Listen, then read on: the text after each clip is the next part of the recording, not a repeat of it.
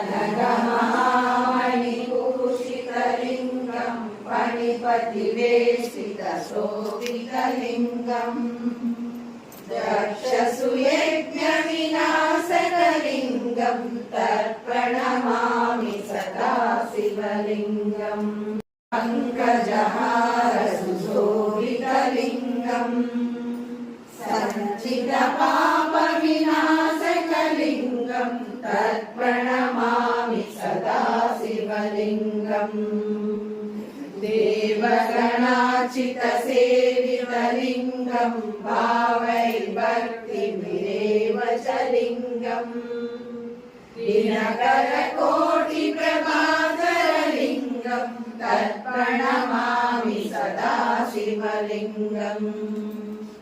अष्टदलोपरिवेशितलिङ्गं सर्वसमुद्भवकारणलिङ्गम् अष्टदरिद्रविनाशकलिङ्गं तत्प्रणमामि सदा शिवलिङ्गम् सुरगुरुसुरवरपूजितलिङ्गं सुरवनपुष्पसदाचितलिङ्गम् परमपदं परमात्मकलिङ्गं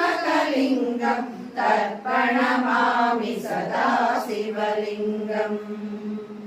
लीलाष्टकमिदं पुण्यं यः पठेत् शिवसन्निधौ शिवलोकम्